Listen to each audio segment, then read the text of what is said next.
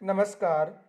आपके अपने YouTube channel GK Chopra ji में आपका स्वागत है। आज हम राजस्थान की सभ्यता का अध्ययन करेंगे। पीछे जो हमारा टॉपिक चल रहा था वो था धातुकाल, और आज है हमारा नया टॉपिक राजस्थान की प्राचीन सभ्यता। तो देखो, राजस्थान की जो प्राचीन सभ्यता है उनमें सबसे पहले हम अध्ययन करेंगे कालीबंगा सभ्यता का। कालीबंगा सभ्यता।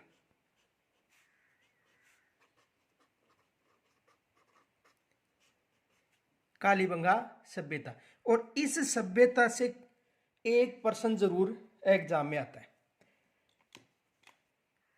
तो देखो,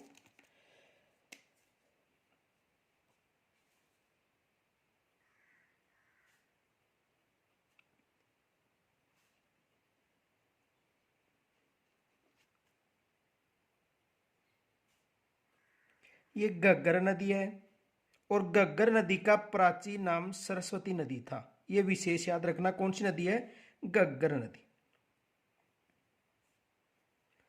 और घग्गर नदी का प्राचीन नाम क्या था? सरस्वती। घग्गर नदी। और घग्गर नदी का उद्गम होता है कालका पहाड़ी। कालका पहाड़ी। और कालका पहाड़ी कहां पर है? शिमला में।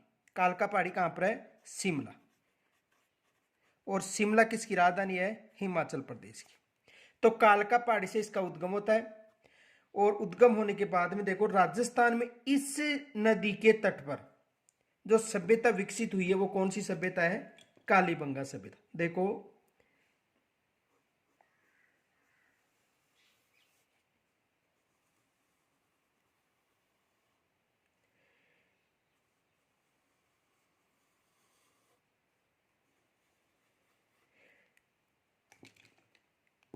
ये गंगानगर है, श्री गंगानगर। और ये है हनुमानगढ़।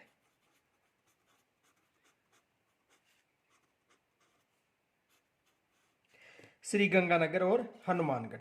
तो देखो, श्री गंगानगर में इस नदी का समापन होता है, और यदि पीछे भारी वर्षा होती है तो इसका जल पाकिस्तान तक चला जाता है, पोर्ट अब्बास तक। अब इस नदी के जो घग्गर नदी है, इसके बाएं तट पर यहां पर कौन सी सभ्यता विकसित हुई है? कालीबंगा सभ्यता। कालीबंगा सभ्यता।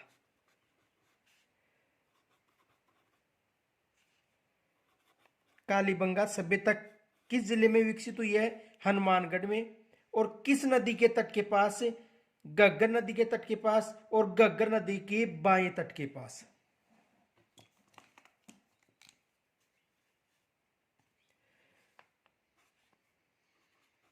घग्गर नदी के बाएं तट पर।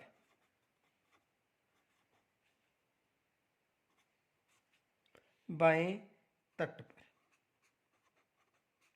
देखो, घग्गर नदी का बहाव क्षेत्र हनुमानगढ़ और श्रीगंगानगर में है। हनुमानगढ़ में इस नदी के बाएं तट पर एक सभ्यता विकसित हुई, और वो सभ्यता कौन सी है? कालीबंगा सभ्यता। ये विशेष याद रखना।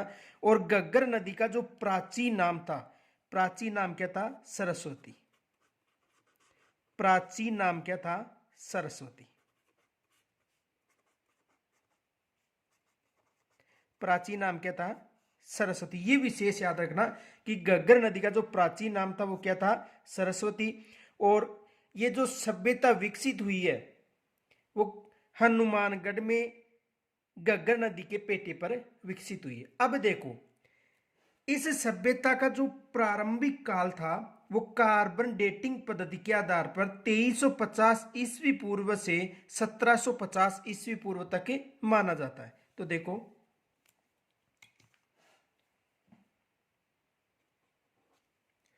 कालीबंगा सभ्यता। कालीबंगा सभ्यता कालीबंगा सभ्यता का काल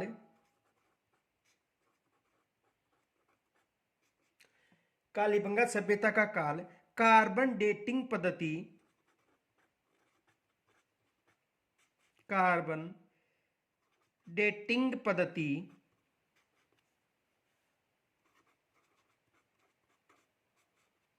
के आधार पर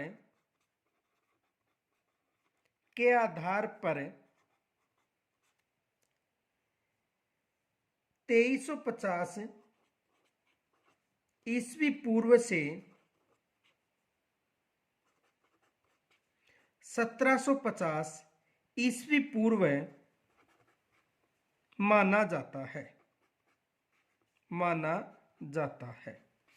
ये विशेष याद रखना कि जो कार्बन पद्धति है उस कार्बन पद्धति के आधार पर इसका जो काल है वो 2350 ईस्वी पूर्व से लेकर 1750 ईस्वी पूर्व तक माना जाता है। ये विशेष याद रखना।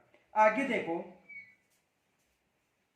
ये जो सभ्यता विकसित हुई है कालीबंगा सभ्यता, इस सभ्यता का कालीबंगा नाम पड़ने का कारण है कि यहां पर उत्खनन के दौरान काले रंग की चूड़ियां पाई गई हैं। किस रंग की? काले रंग की चूड़ियां। और जो काले रंग की चूड़ियां हैं यानी उसे जो बंगा है यानी काली बंगा, और पंजाबी भाषा में बंगा का मतलब है चूड़ियां। ये विशेष याद रखना कि जो कालीबंगा है तो काले रंग की चूड़ियों के कारण इसे नाम क्या दिया गया है? कालीबंगा। देखो,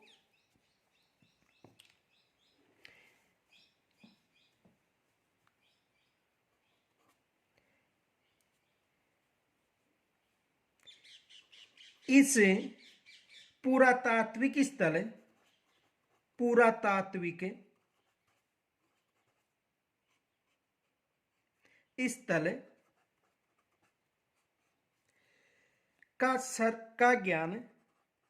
का ज्ञान सर्वप्रथम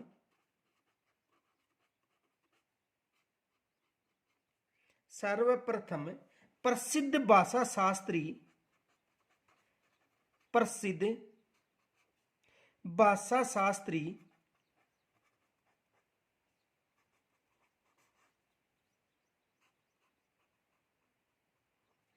LP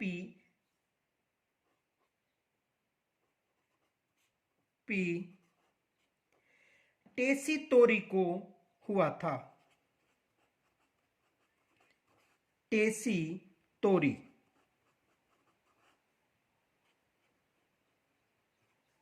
को हुआ था।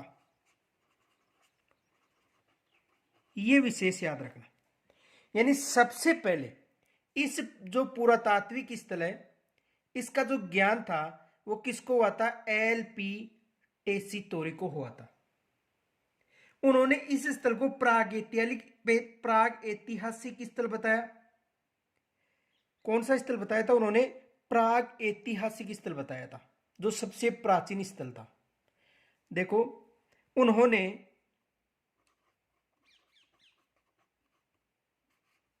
इसे प्राग ऐतिहासिक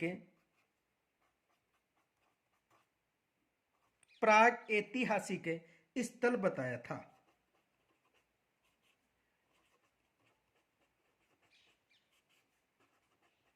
कौन सा स्थल बताया था? प्राग ऐतिहासिक स्थल बताया था। किसको बताया था? कालीबंगा सभ्यता को। अब देखो, उन्होंने प्राग ऐतिहासिक स्थल तो बताया था, लेकिन उस समय इस पर विशेष ध्यान नहीं दिया गया था। उस समय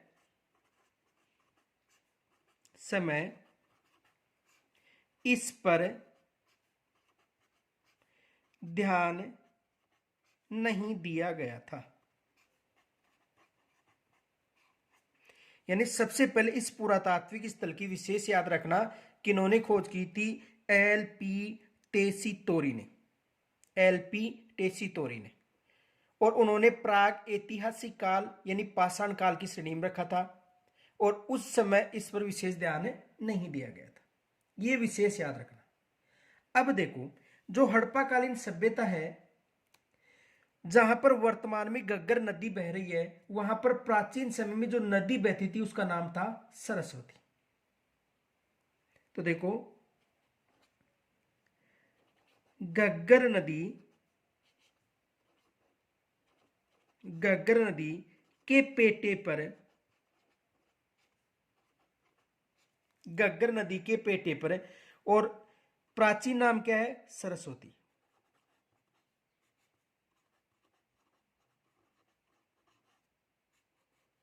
घग्गर नदी के पेटे पर यह सभ्यता विकसित हुई है, विकसित हुई है। अब देखो यहां पर प्रश्न बन सकता है, प्रश्न आ सकता है कि घग्गर नदी के किस तरफ कालीबंगा सभ्यता विकसित हुई है। यह विशेष याद रखना, घग्गर नदी के किस तरफ? तो घग्गर नदी के बाएं तरफ। देखो प्रश्न,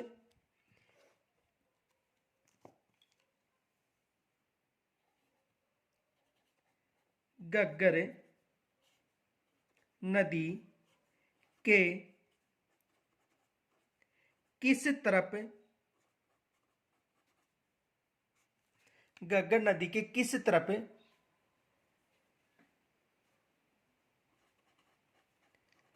कालीबंगा सभ्यता विकसित हुई है।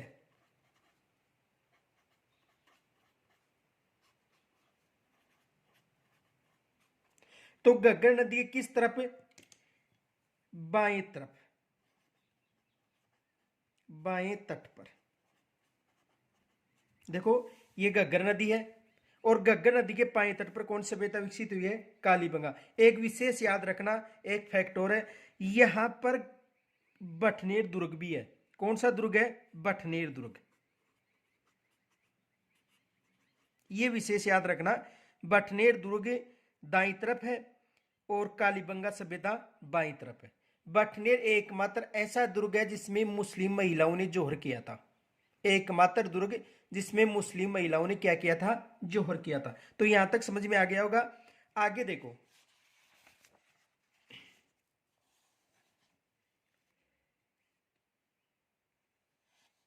कालीबंगा सभ्यता यह सभ्यता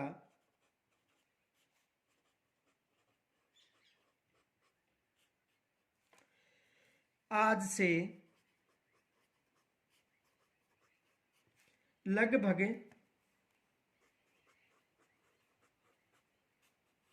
6000 वर्ष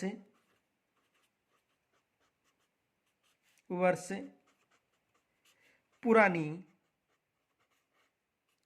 मानी जाती है। यह विशेष याद रखना, यह फैक्ट, कि जो कालीबंगा सभ्यता है वो आज से लगभग 6000 वर्ष प्राचीन या पुरानी मानी जाती है। प्राचीन मान लो या पुरानी, तो कितने वर्ष पुरानी मानी जाती है? 6000 वर्ष। यहां से भी प्रश्न आ सकता है, प्रश्न दे सकता है कि कालीबंगा सभ्यता कितनी वर्ष पुरानी है? तो आज से लगभग 6000 वर्ष पुरानी मानी जाती है। अब देखो, यानी इस स्थल पर, यानी कालीबंगा सभ्यता के उत्खनन के दौरान यहां पर काले रंग की चूड़ियां मिली थी, और उस काले रंग की चूड़ियों के कारण इसे कालीबंगा कहा जाता है, क्योंकि बंगा का अर्थ पंजाब में चूड़ियां होता है। तो देखो यहां पर उत्खनन के दौरान, उत्खनन के दौरान काले रंग की चूड़ियां मिली थी, जिस कारण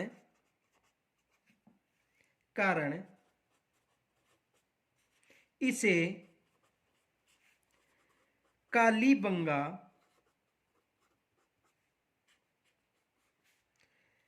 नाम दिया। देखो यहां पर उत्खनन के दौरान किस रंग की चूड़ियां मिली थी? काले रंग की चूड़ियां मिली थी, और उन काले रंग की चूड़ियों के कारण इनका नाम क्या रखा गया?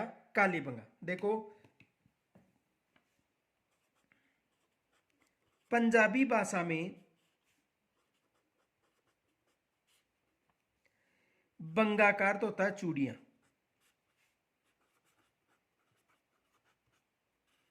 बंगा का क्या अर्थ होता है? चूड़ियां। तो काले रंग की चूड़ियां थी, इसलिए उसे नाम दे दिया काली बंगा। ये विशेष याद रखना कि पंजाबी भाषा में बंगा का अर्थ होता है चूड़ियां, और चूड़ियां कैसी मिली थी?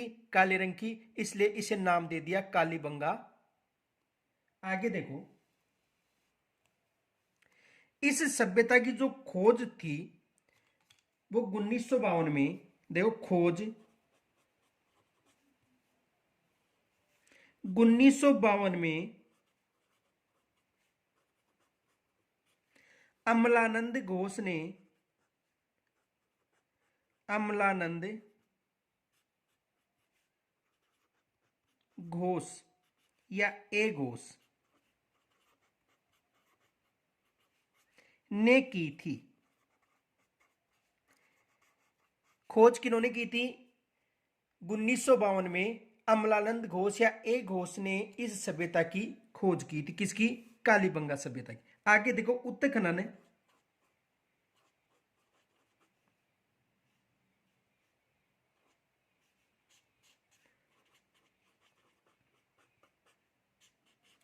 देखो उत्खनन बीबी लाल और बीके थापर ने किया था। बीबी लाल व बीके थापर उत्खनन किन्होंने किया था? बीबी लाल व बीके थापर ने किया था। और कब किया था? 1961-62 में। 1961-62 में। ये विशेष याद रखना कि 1961-62 में बीबी लाल व बीके थापर ने इसका उत्खनन किया था, और इसकी खोज अमलानंद घोष या ए घोष ने कब की थी? 1952। देखो यहां पर ये विशेष याद रखना, सन प्रश्न पूछा जा सकता है कि कालीबंगा सभ्यता की खोज कब हुई थी? 1952 में। और उत्खनन कब हुआ था? 1961-62 में। अब देखो यहां पर उत्खनन के दौरान, ये विशेष याद रखना, उत्खनन के दौरान नोट, उत्खनन के दौरान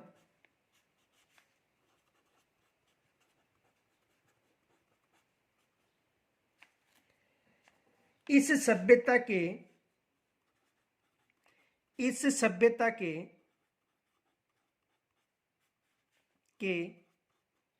5 स्तर सामने आए।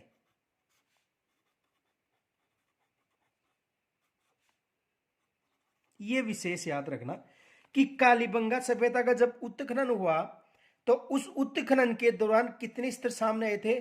5 स्तर सामने आए थे। ये विशेष याद रखना, यहां से प्रश्न बन सकता है कि कालीबंगा के उत्खनन के दौरान कितने स्तरों का पता चला था? 5 स्तरों का पता चला था।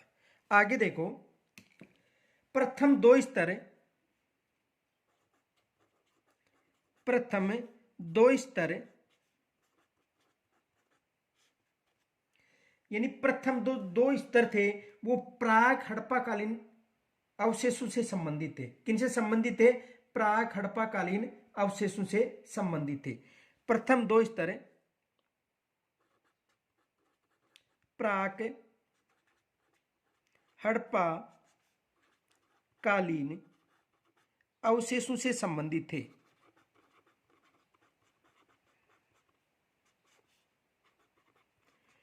किनसे संबंधित थे?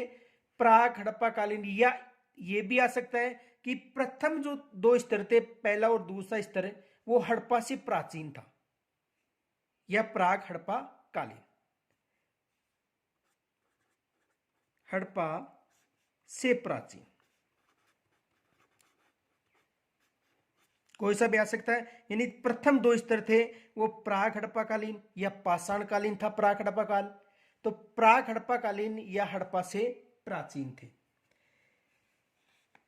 तीसरा, चौथा व 5वां जो स्तर था हड़प्पाकालीन थे, हड़प्पाकालीन थे। ये विशेष याद रखना कि कितने स्तरों की सभ्यता का पता सामने आया, 5 स्तरों में। प्रथम 2 स्तर प्राक हड़प्पाकालीन और तीसरा, चौथा और पांचवा कौन सा था, हड़प्पाकालीन। अब देखो प्रश्न पूछा जा सकता है, देखो प्रश्न कैसे बनता है, देखो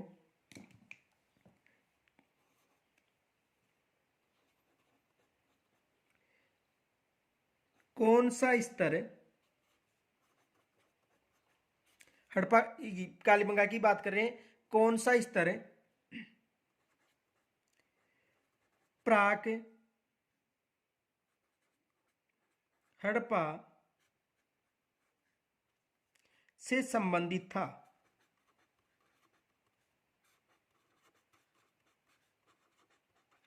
कौन सा स्तर प्राक हड़प्पा से संबंधित था, कालीबंगा की बात करें तो इसमें कौन सा स्तर था, पहला और दूसरा, प्रथम व द्वितीय स्तर।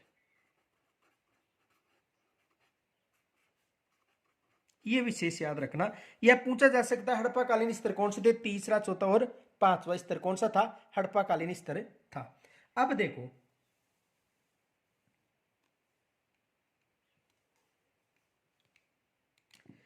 कालीबंगा, कालीबंगा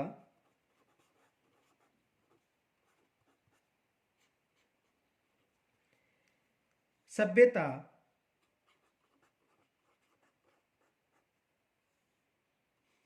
में दो टीलों का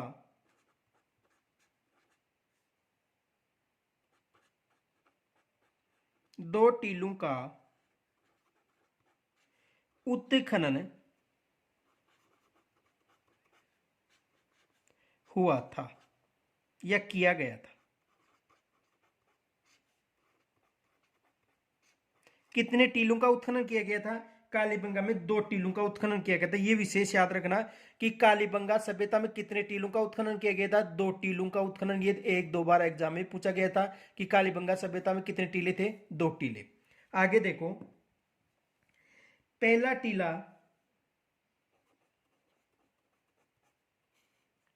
पहला टीला था वो छोटा व अपेक्षाकृत ऊंचा था। पहला टीला छोटा और अपेक्षाकृत क्या था, ऊंचा था। छोटा व अपेक्षाकृत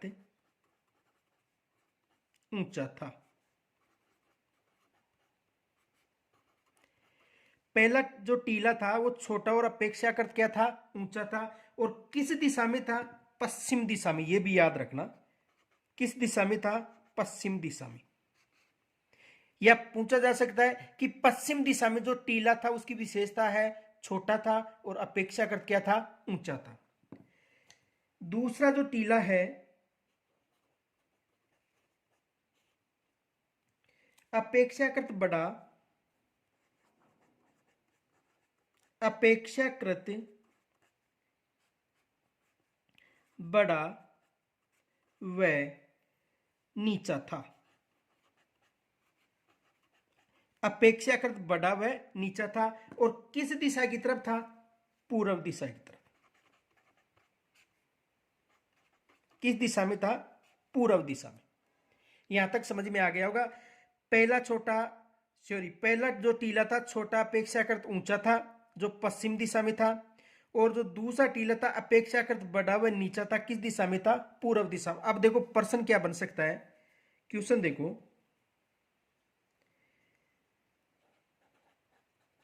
कौन सा या किस दिशा में कौन सा टीला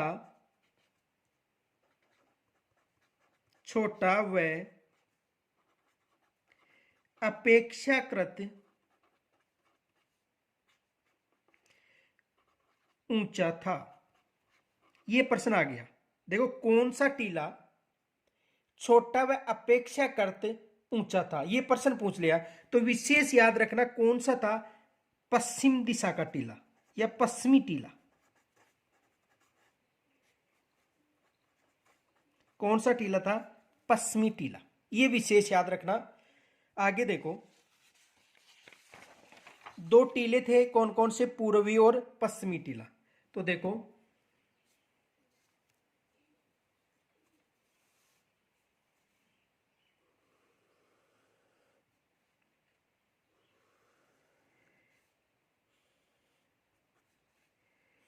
एक टीला ये है और एक टीला ये।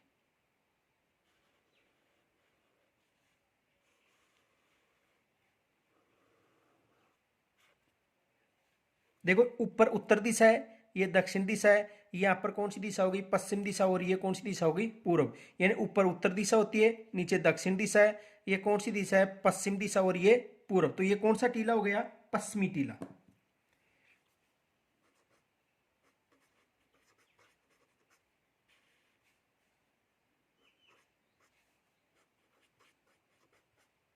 और ये कौन सा टीला हो गया? पूर्वी टीला।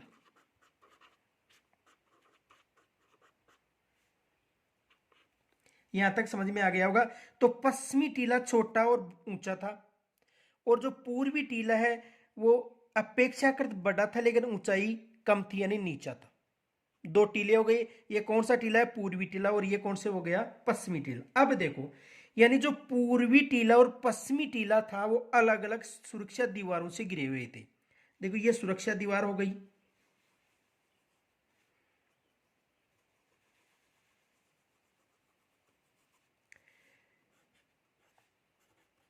सुरक्षा दीवार, या इसे परकोटा भी बोल सकते हैं, परकोटा। तो पश्चिमी टीला भी सुरक्षा दीवार से घिरा हुआ था और पूर्वी टीला भी सुरक्षा दीवार से घिरा हुआ था।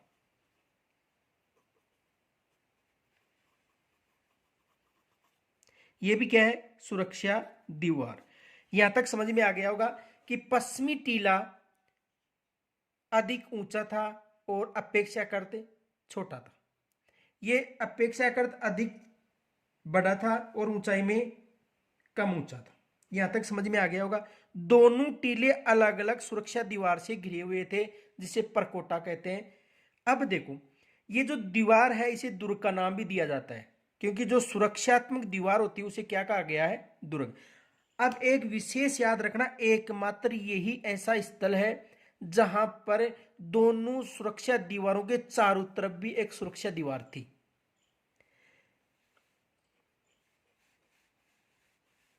यह विशेष याद रखना कि कालीबंगा सभ्यता में उत्खनन से यह पता चला है कि दोनों जो टीले हैं वो सुरक्षा दीवार से घिरे हुए हैं और उनको भी एक सुरक्षा दीवार से घेरा गया था। यह विशेष याद रखना।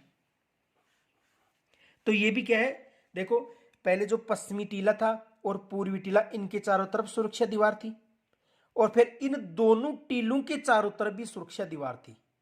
शायद समझ में आ गया होगा। यानी पश्चिमी टीला के चारों तरफ सुरक्षा दीवार और पूर्वी टीला के चारों तरफ सुरक्षा दीवार, और दोनों टीलों के चारों तरफ सुरक्षा दीवार थी, जो एकमात्र इस सभ्यता के उत्खनन से मिला है। किस सभ्यता के उत्खनन से? कालीबंगा सभ्यता के उत्खनन से। यह विशेष याद रखना। तो देखो,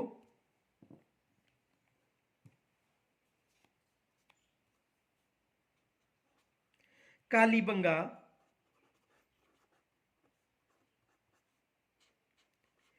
के दोनों टीले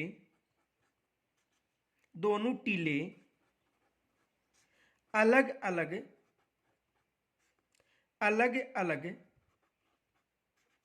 परकोटे से सुरक्षित थे। परकोटे से सुरक्षित थे। यहां तक समझ में आ गया होगा कि जो पश्चिमी टीला और जो पूर्वी टीला था, दोनों अलग अलग परकोटे, यानी परकोटे का मतलब सुरक्षा दीवार, परकोटे का मतलब सुरक्षा दीवार से घिरे हुए थे, तथा इन दोनों टीलों को भी एक सुरक्षा दीवार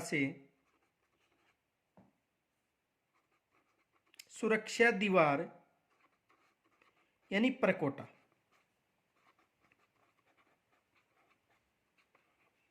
से सुरक्षित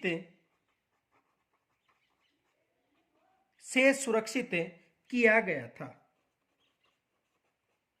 से सुरक्षित किया गया था। यहां तक समझ में आ गया होगा।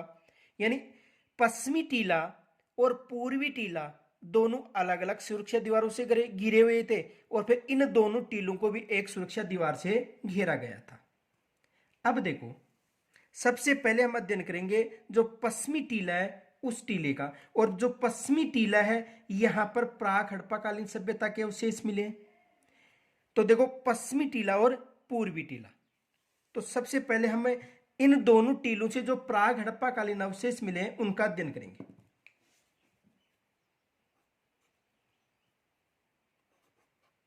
प्राक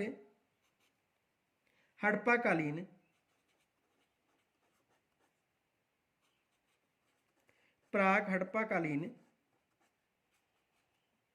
सभ्यता,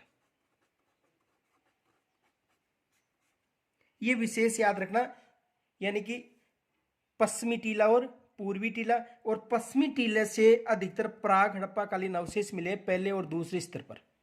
ठीक है, तो देखो, प्राक हड़प्पाकालीन सभ्यता और हड़प्पाकालीन सभ्यता कहा जाता किसे? कालीबंगा। तो प्राक हड़प्पाकालीन सभ्यता में कौन कौन सी सामग्रियां मिली हैं उनका अध्ययन करेंगे। यानी प्राक हड़प्पाकालीन सभ्यता, और प्राक हड़प्पाकालीन सभ्यता में पहला और दूसरा स्तर प्राप्त हुआ था। कौन कौन सा? पहला और दूसरा।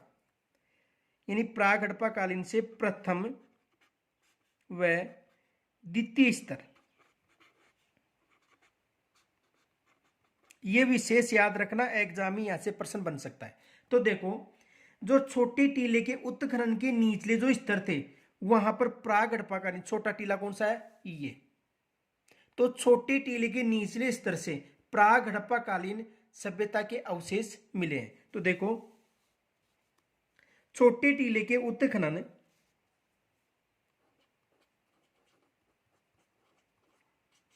छोटे टीले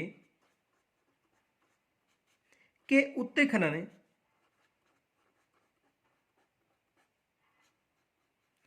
छोटे टीले के उत्खनन से निचले स्तरों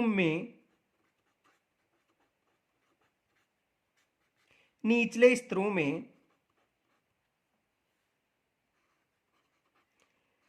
प्राप्त अवशेषों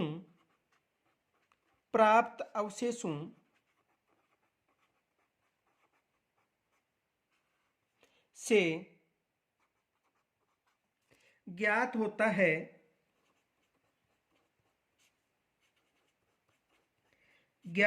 है कि प्राक हड़प्पाकालीन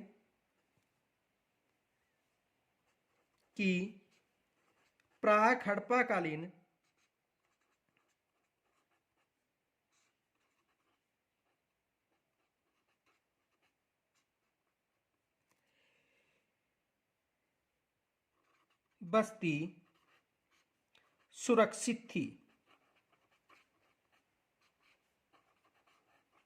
देखो, ये जो छोटा टीला है इसके उत्खनन से यह ज्ञात होता है कि यहां पर प्राक हड़प्पाकालीन बस्ती एक सुरक्षित दीवार से, ये चारों तरफ सुरक्षित दीवार हो गई, सुरक्षित दीवार से सुरक्षित थी। प्राक हड़प्पाकालीन बस्ती थी जो सुरक्षित दीवार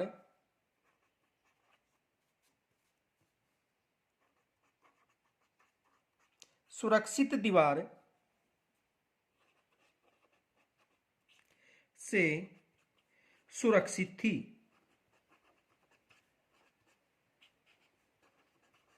यह विशेष याद रखना कि जो छोटा टीला है उस पर प्राक हड़प्पाकालीन के स्तर मिले निचले, जो यानी प्रथम और द्वितीय स्तर, और ये भी एक किससे सुरक्षित थी? एक दीवार से सुरक्षित थे। अब देखो, इसमें जो ये ऊपर उत्तर दिशा हो गई और ये कौन सी दिशा हो गई? दक्षिण। तो उत्तर से दक्षिण की तरफ जो इनकी जो लंबाई थी वो 250 मीटर थी, और जो चौड़ाई थी वो कितनी थी? 180 मीटर। यानी कहने का मतलब इस दीवार की बात कर रहे हैं हम, सुरक्षा दीवार।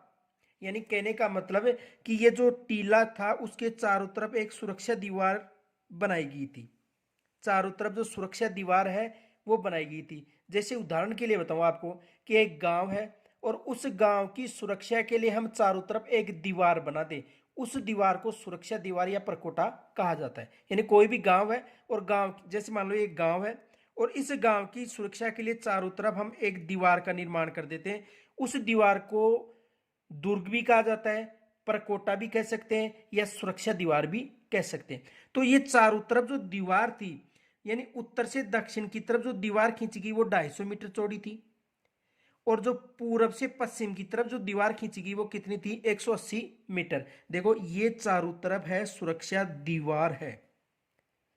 आ गया होगा समझ में। तो देखो पूरब से पश्चिम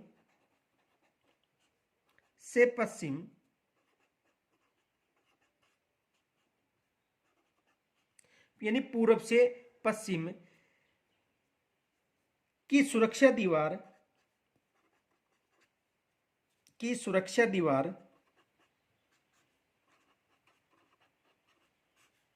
250 मीटर थी।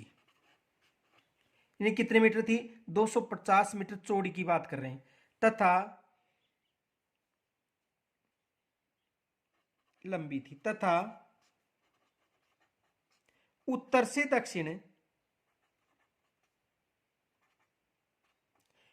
से दक्षिण की जो चौड़ाई थी वो थी 180 मीटर की चौड़ाई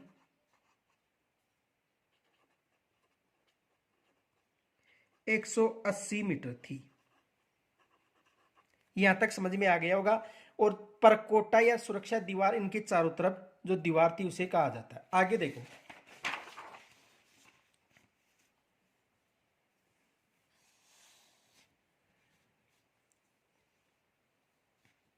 इस दीवार के निर्माण में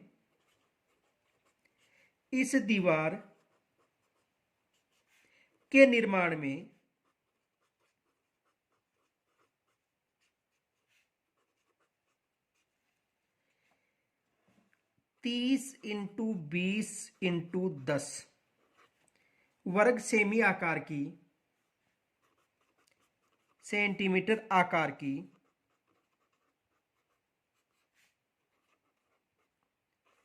कच्ची ईंटों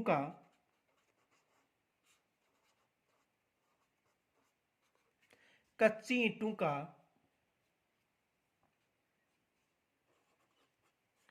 प्रयोग किया गया था।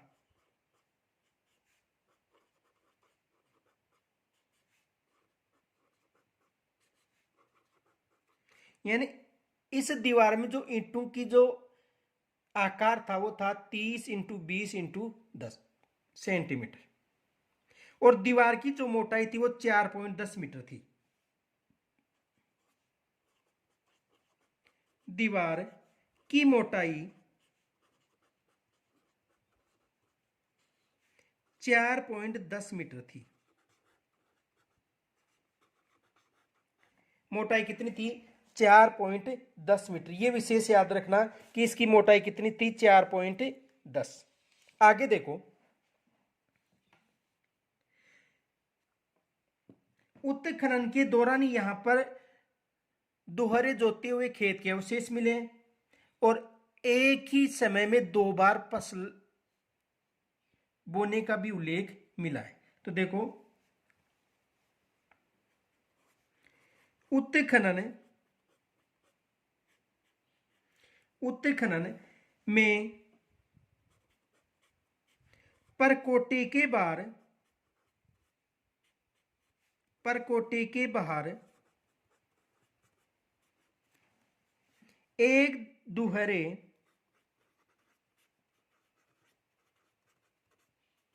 जूते हुए खेत के अवशेष प्राप्त हुए हैं।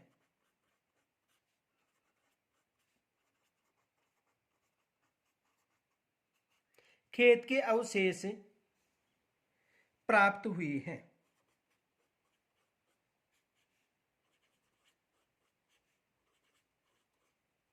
ये विशेष याद रखना कि एकमात्र जूते हुए खेत के अवशेष किस सभ्यता से प्राप्त हुए हैं, कालीबंगा सभ्यता से। यह प्रश्न भी पूछा जा सकता है कि एकमात्र जूते हुए खेत के अवशेष किस सभ्यता से मिले हैं, कालीबंगा सभ्यता से।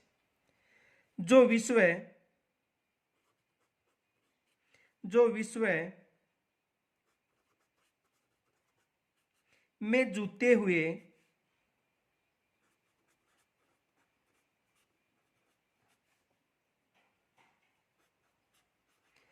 खेत के प्राचीन अवशेष हैं। प्राचीन अवशेष हैं।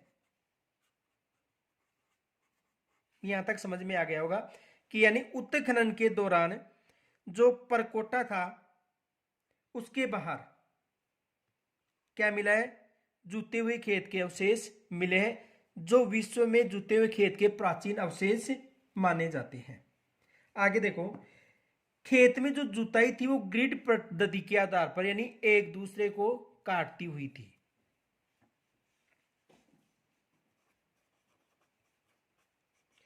खेत की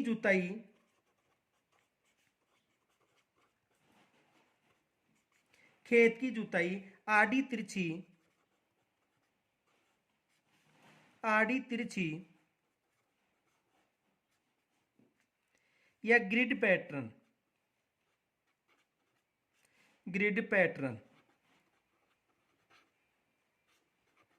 पर की गई थी। यानी जो जुताई है वो किस पद्धति पर? ग्रिड पैटर्न या आड़ी तिरछी थी। आगे देखो, एक ही खेत में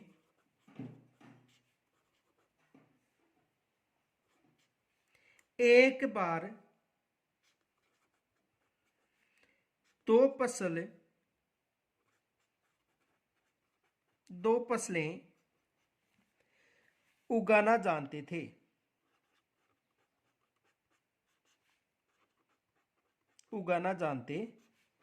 यानी एक साथ कितनी फसलें बोई जाती थी? 2 फसलें बोई जाती थी। और इसका प्रमाण कहां पर मिला है? कालीबंगा सभ्यता। आगे देखो, इस काल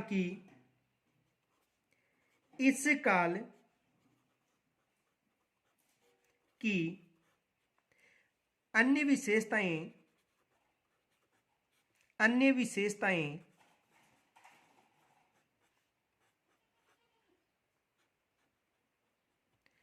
बेलनाकार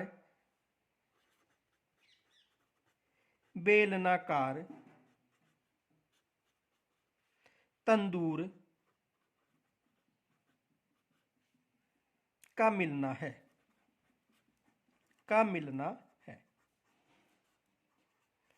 देखो, यहां पर उत्खनन के दौरान एक बेलनाकार तंदूर मिला था। कहां पर? कालीबंगा में, जिनके नीचे पुताई की हुई थी।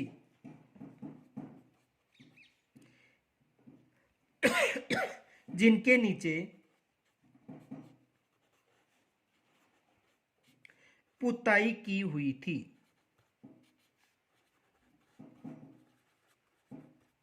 यानी जिनके नीचे क्या की गई थी? पुताई की गई थी। यह विशेष याद रखना कि बेलनाकार तंदूर कहां से मिले हैं? कालीबंगा सभ्यता से। और उनके नीचे क्या की गई थी? पुताई की गई थी। और ये जो तंदूर हैं वर्तमान में गंगानगर और हनुमानगढ़ में भी उपयोग में लिए जा रहे हैं। नोट,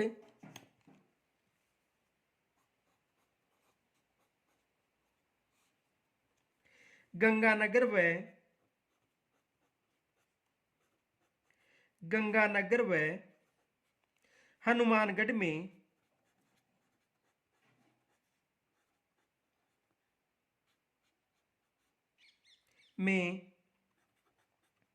आज भी इस प्रकार के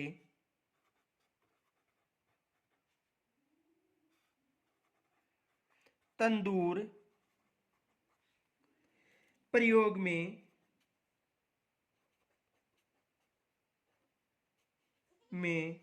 लिए जाते हैं।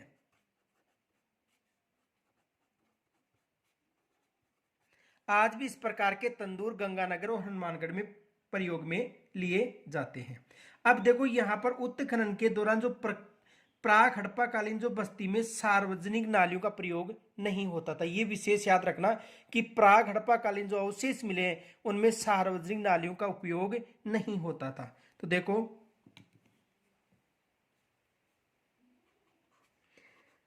प्राक हड़प्पाकालीन की बस्तियां, प्राक हड़प्पाकालीन की बस्तियों में सार्वजनिक नालियों का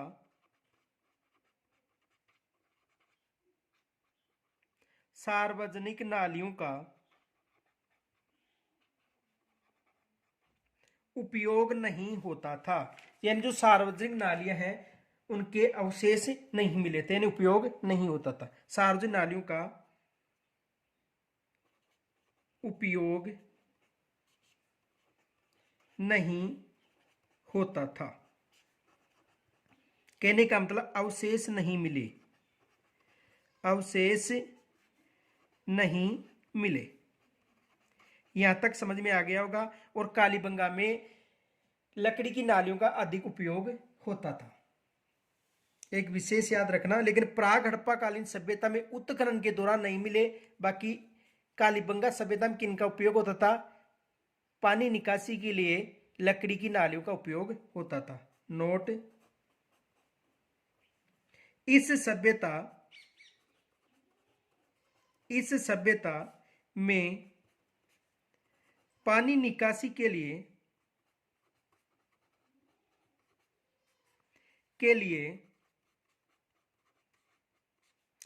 लकड़ी की नालियां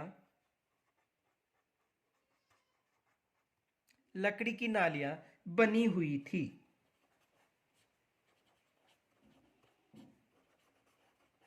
किस प्रकार की नालियां बनी हुई थी? लकड़ी की नालियां बनी हुई थी। यह विशेष याद रखना। लकड़ी की नालियां कहां पर मिली है?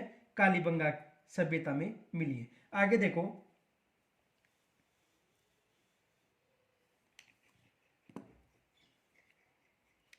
इस सभ्यता के उत्खनन से, इस सभ्यता की सभ्यता कालीबंगा सभ्यता के उत्खनन से प्राग हड़प्पा कालीन 5 स्तरों का पता चला है। यानी जो प्राग हड़प्पाकालीन स्तर थे वो भी कितने थे? 5। यानी यहां पर खुदाई पर जो हड़प्पाकालीन सामग्री मिली है वो कितने स्तरों मिली है? 5 स्तरों में मिली है। आगे देखो,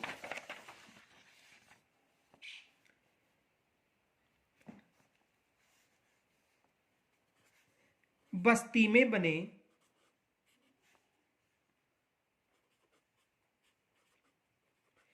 मकानों में, बस्ती में बने मकानों में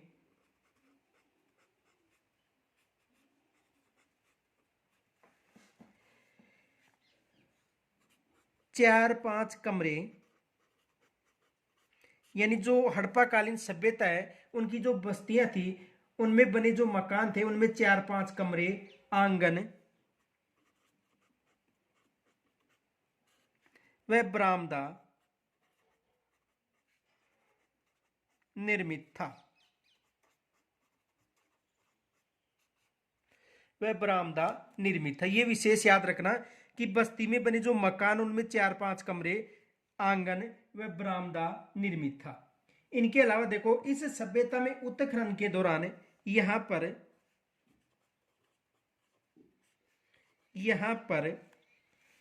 लाल व गुलाबी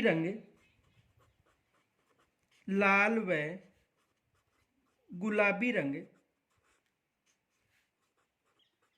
किस रंग के? लाल व गुलाबी रंग के चाक निर्मित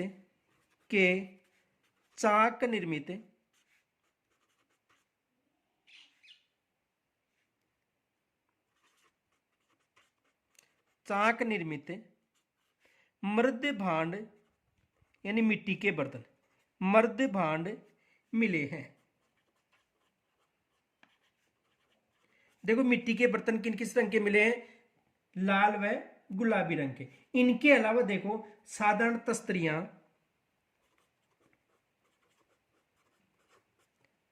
साधारण तस्तरियां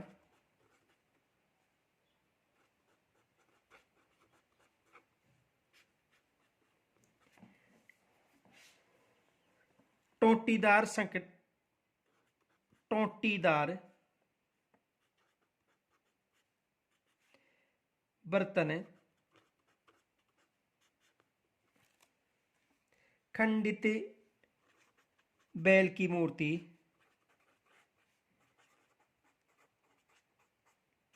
खंडित बैल की मूर्ति,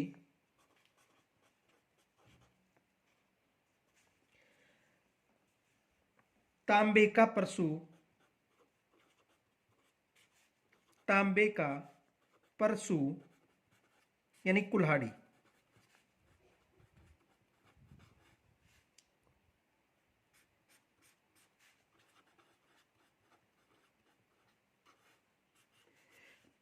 इत्यादि अवशेष मिले हैं।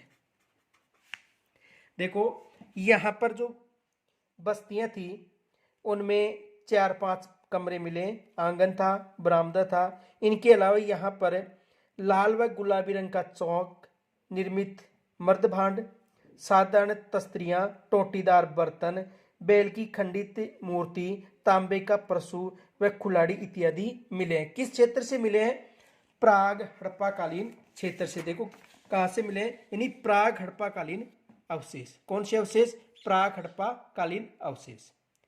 अब देखो जो हड़प्पाकालीन क्षेत्र है या हड़प्पाकालीन जो अवशेष है उनका अध्ययन हम कल करेंगे। यहां तक यदि समझ में आया तो इसे लाइक और शेयर करें, और यदि कोई समस्या हो तो मुझे कमेंट्स के द्वारा जरूर बताएं। इस टॉपिक से एक भी प्रश्न बाहर से नहीं आएगा। धन्यवाद।